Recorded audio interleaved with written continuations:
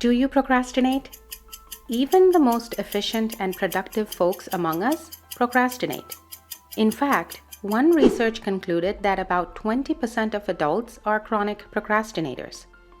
That means if I asked you to show me a virtual show of hands, 1 in 4 of you will raise your hand while the others procrastinate on raising their hands. But have you ever sat down and thought about the reasons why we put off doing things till later?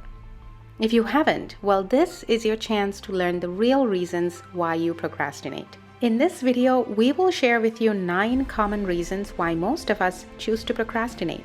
And if you want some tips on how to stop procrastinating, make sure you don't procrastinate another minute longer and keep watching this video to the end.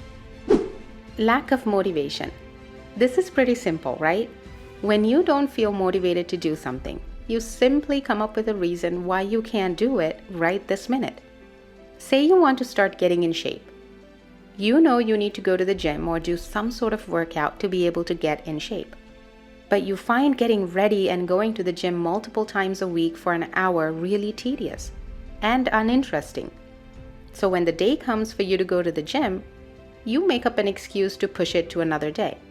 When we don't find something interesting or rewarding, we put it aside until we are forced to think about it again. Fear of failure. What are the chances that you've put off doing something because you felt afraid of failure? Imagine you're a really great singer, and everyone in your family and all of your friends tell you you should audition to be on the American Idol.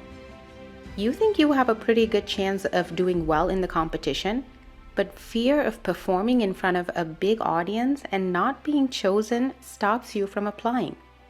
So every year when American Idol auditions are happening, you make up an excuse to not do it. Perfectionism. Did you know that Leonardo da Vinci kept painting the Mona Lisa for 16 years? He never truly finished the painting. So to this day, the Mona Lisa is one of the world's most famous unfinished paintings. This just goes to show that even great artists like Leonardo da Vinci procrastinated. The pressure to achieve flawless results can sometimes be paralyzing. Rather than falling short of perfection, we simply leave it for another day or push it aside. Poor time management. This is the biggest culprit of procrastination. When you manage your time poorly, you end up running out of time. Let me give you an example. Say you have a big party at your place and you've invited a bunch of your friends and family.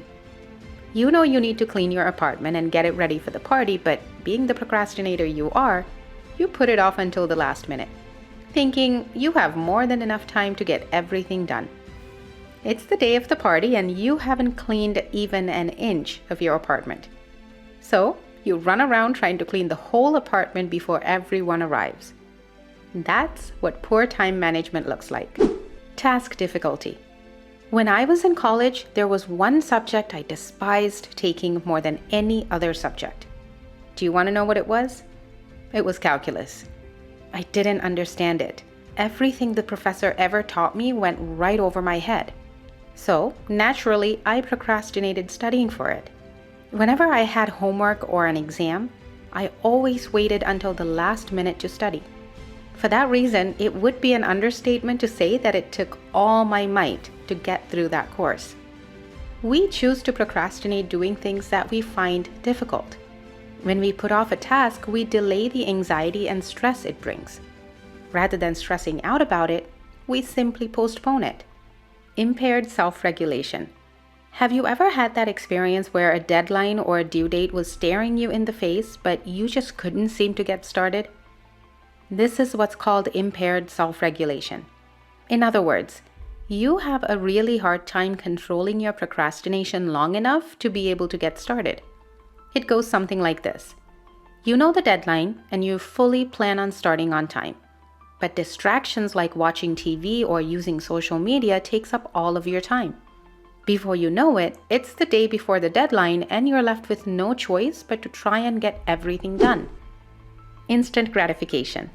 For this one, I want to ask you a question. Let's imagine you're a college student. You have an important exam coming up. If you fail, it could set you back at least another year. Given the choice to study for this really important test and playing video games, Which would you choose? I bet if you're a procrastinator, you'll choose the video game. This is because people are often drawn to immediate rewards or pleasures. Those of us who procrastinate will choose the short-term enjoyment over long-term benefits that come along with completing an important task. Decisional procrastination. Let's say you're in the market to buy a new house. You know that if you don't decide soon, you could miss out on buying a house at a good price when interest rates are low. But this is a big decision. Since this is your first home purchase, there's a lot that you don't know. You're afraid of how things might turn out. So you procrastinate on making a decision. When we have big decisions to make that have a big impact on our lives, we procrastinate. Task aversion. Have you ever avoided doing something because you just did not like to do it? Sometimes procrastination is not about the anxiety of making big decisions, instant gratification, impaired self-regulation, or anything else. We simply don't like doing something, so we put it off. This is called task aversion. We'd rather do anything else but do that one particular task. Imagine you hate going to the post office because there's always long lines there and you have to especially put aside time in your day to do it. So whenever anything comes up that involves you going to the post office, you procrastinate on doing it until the last minute. All right, so we get to the part you've been waiting for all along. How can you stop procrastinating? Imagine the end result. Say you have a really challenging paper to write for school. There's a lot of research involved and multiple deadlines. Instead of waiting until the last minute, imagine how you'll feel if you start the paper early and finish it on time. You wouldn't be stressed out about being able to complete things on time. You'll be able to do quality work that represents your level of intelligence to your professors, and you'll pass the course easily. Envisioning the successful completion of a task can be a powerful motivator. Next time you think about procrastinating, take a moment to visualize the positive outcomes, benefits, or sense of accomplishment that comes with doing something from start to finish. Get an accountability partner. An accountability partner is like having a buddy to help you reach your goals.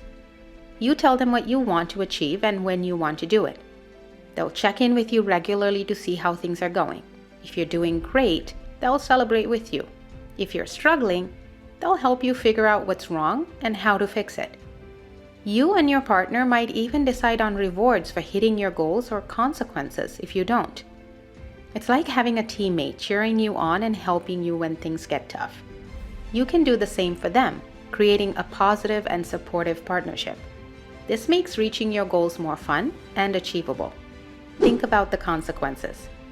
Imagine you have a big work project due in a week. It's a crucial task that would impress your boss and help you move forward in your career. However, you've been procrastinating and not putting in the effort needed. Now, think about the consequences. If you keep procrastinating, the project might not turn out as well as you know it could. Your chances of getting that promotion might slip away, and you could end up feeling stressed and overwhelmed as the deadline approaches. Reflecting on these potential consequences can be a strong motivator to kick the procrastination habit, focus on the task, and give yourself the best shot at success in your job. Hope this video helped you understand some of the reasons why we procrastinate.